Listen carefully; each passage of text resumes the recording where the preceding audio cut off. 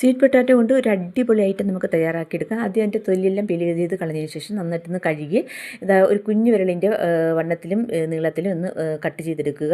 അതിനുശേഷം ഉപ്പിട്ടിട്ട് ഒന്ന് വിരവി മാറ്റി വയ്ക്കുക. ഒരു മിക്സിയുടെ ജാറിലേക്ക് ഒരു 10 വറ്റൽമുളക് ഇട്ട് കൊടുത്തിട്ട് കുറച്ച് പെരിഞ്ചീരകവും കൂടി ഇട്ട് കൊടുത്തിട്ട് ഇതൊന്ന് തരിതരിപ്പായിട്ടൊന്ന് പൊടിച്ചെടുക്കുക. എന്നിട്ട് ഇതിൽ നിന്നും കുറച്ച് ചില്ലി ഫ്ലേക്സ് ഇതിലേക്ക് ഇട്ട് കൊടുത്തിട്ട് 1/4 ടീസ്പൂൺ മഞ്ഞൾപ്പൊടിയും കൂടി ഇട്ട് കൊടുത്ത് ഒരു മുട്ടയുടെ വെള്ളക്കരുവും കൂടി ഒഴിച്ച് കൊടുത്തിട്ട് ഇത് നന്നായിട്ടൊന്ന് മിക്സാക്കി എടുക്കുക.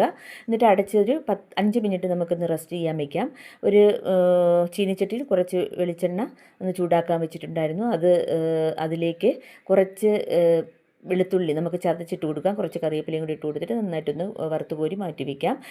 എന്നിട്ട് മിക്സാക്കി വെച്ചിരിക്കുന്ന നമ്മുടെ സ്വീറ്റ് പൊട്ടാറ്റോ കുറേശ്ശെ ഈ ചൂടെണ്ണയിലേക്ക് ഇട്ട് കൊടുത്തിട്ട് നന്നായിട്ടൊന്ന് ഇളക്കി കൊടുത്തിട്ട് നല്ല വറുത്ത് കോരി എടുക്കുക. ഇതുപോലെ ബാക്കിയുള്ള എല്ലാം നമുക്ക് മൊത്തത്തിൽ വറുത്ത് കോരി എടുക്കാം.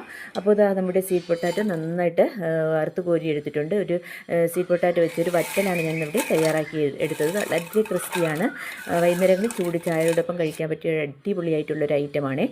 എല്ലാവർക്കും അറിയാം പ്രോട്ടീൻ റിച്ച് ആയിട്ടുള്ള ഒന്നാണ് ഈ മധുരക്കിഴങ്ങെന്ന് പറയുന്നത്. അപ്പോൾ അതുകൊണ്ട് വറ്റലുണ്ടാക്കിയാൽ കൊച്ചുകുട്ടികൾക്കൊക്കെ നല്ലതാണ്.